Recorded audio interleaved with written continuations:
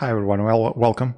So the purpose of this video is actually to show you how you can do the audio processing not in GoXLR but actually on your streaming PC or gaming PC or whatever. If you just use one or use two, it depends. So my actually setup, I use a dual PC, but it's not really like the important stuff here. So if let me just go into the mixer because it's clearer, or to the mic, sorry. So here you can see that you can actually have a gate here and you do all the processing on the device instead of relying on the PC. My issue is that I don't really enjoy or like the gate that comes in with the device. I prefer the one that OBS has it because it acts as a gate and an expander. So for those of you that don't really know what an expander is like opposite to a gate that has a built-in threshold that allows or disallows sound to come in. The expander is almost like an inverted compressor. Below a certain threshold, it starts to negate the sound coming in. So it's more gradual instead of the gate. So I prefer it. It's a matter of preference, okay? But the major issue that I have with GoXLR, it's not, well, it's not really an issue because the device it's not meant for doing that. I really enjoy the device. I think it's a super cool device, but I want just to test and to expand a bit further and basically prove and test what other possibilities are out there. So what I try to basically see if I could still maintain the philosophy that comes with the device. That's basically to do the mixing on the device and then have everything and control here and send to the streaming PC. And I wanted to maintain that and still have some flexibility to actually just ship out the audio processing to my streaming PC, doing that, the audition there, then coming again back to the device and resume operation as normal. Okay. So here it doesn't really matter if I can show you my routing table. So I'm not actually using the mic for doing nothing here. Okay. It's total is this everything is disabled on this row, on this column, sorry. So if you okay, if you see this and you later on I will show you why this column is important. I'm using the mini, so I don't really have the samples, so I can use this as will at will because I don't really need this for actually the samples. Okay, so what will you need to actually accomplish this? In my particular case, I just created a second version of OBS. So I have two instances of OBS. One is actually running the capture that you're basically seeing now, and the second one is recording or is actually just doing the audio processing from the mic. Okay, what you'll need to actually accomplish this? So let me just show you the settings that I have. So if you come here, everything is basically it's default values because I don't need anything in this instance of OBS. Here I disable everything because I will control later on. But here is what you basically will need. You can change whatever you want, like the type of entry you want to put it into the device. I chose sample because I am not using it for anything else. So I'm putting here sample, okay? Here, and I will show you where you can download this. You will have to use the ASU plugin, okay?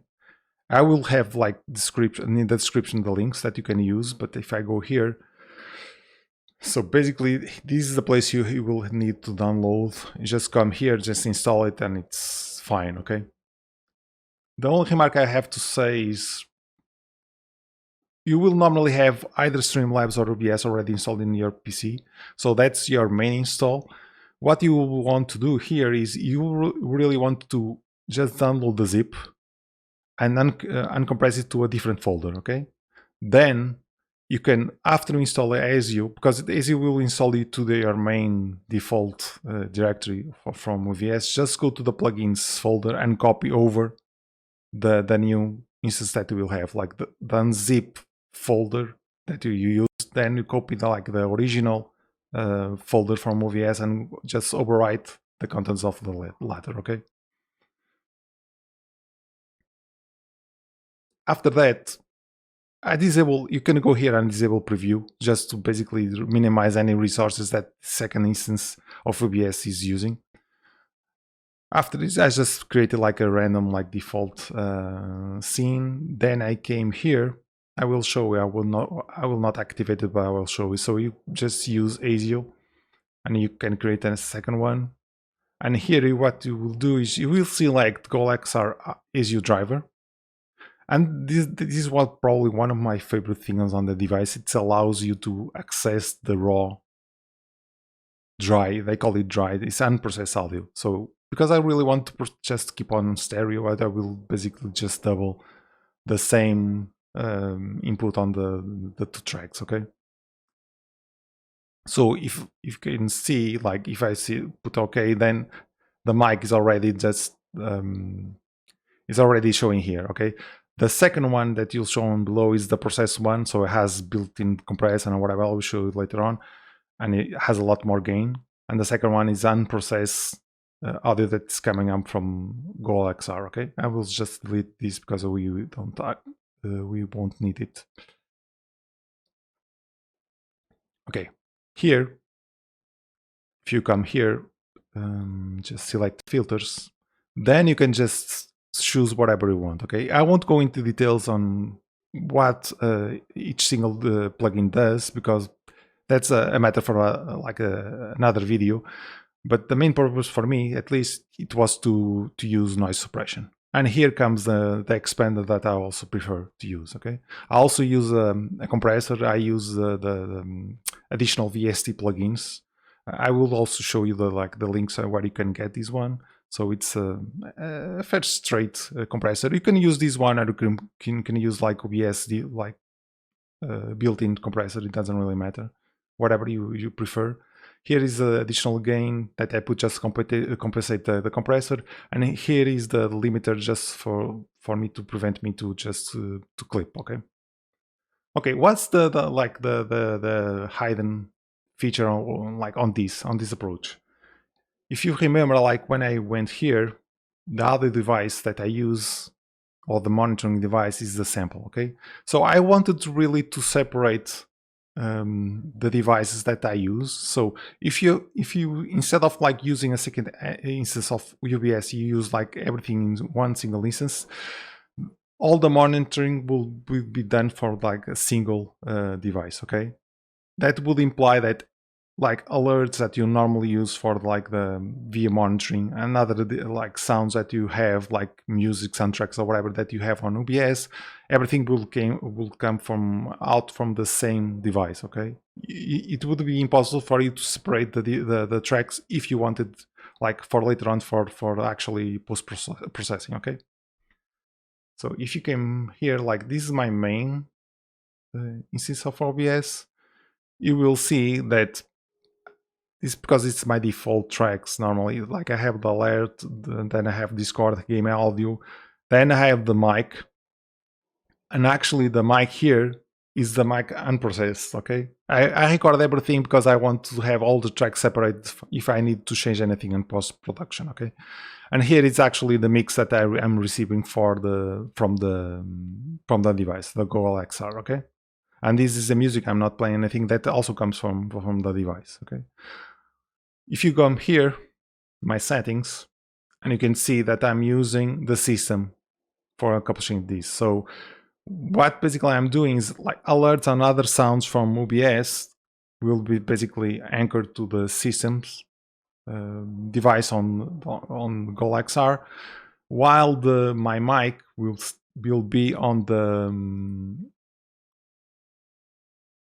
the sample device. Okay, that lets me separate everything, and that I can later on using in post. Okay, so one later thing that I will basically advise you to do, because one of the big issues of doing this approach, at least when I struggle, is I wanted to keep latency a minimum, because I still wanted to use the monitoring on GoXLR. So for that, what I needed is something that lowered the latency. And for that, the only thing you can do is to use like a better audio device for doing that. That's why I use ASIO, okay? And I just changed the name for mic, but that's basically the ASIO doing this, okay? With that, if you go here, So going back for like, I didn't want to already like tell you because this is an overload of information. Now everything is set up for you to use your mic with the audio chain. But if you come here, I think the default is 512. Try to figure out which is the optimum value for you. It depends on your system, like, and on the computing power and that kind of stuff. So for me, 256 is the best. If I go lower, then I have some clipping. Okay, but you have to just basically test it by yourself and find the sweet spot. The thing is, the lower is better, okay? Because lower implies you will use fewer samples, so you will reduce latency, okay? So that, at least in my setup, I can still use GoXLR as intended, and I can still use the built-in monitoring for the headphones, okay? If I go back here, so the mic setup is the mic setup. I can show you mine. I'm using actually this is like a condenser, but it's not like condenser. I'm using the dynamic mic, but I have a fat head, so that's why I'm using condenser, so just to give me access to phantom power, okay? But if you come here, that's why I'm not monitoring my audio, but if I wanted to monitor my audio, I just put it here and I would have it monitored on my headphones, okay? What I'm saying here in the next row is that all my mic that's coming here from the OBS second instance is coming through the samples device, is basically going also to the stream mix, okay? With that, you have everything you need to actually offload the audio that you want and just keep on like the philosophy of the device, okay? I hope it helped, and because it was a struggle for me just to keep a good balance between like functionality, keeping the philosophy of the device, and keeping also like the functionalities of the device. So I hope that it helped, and if you have any questions, just drop a comment on below. Okay, thank you so much.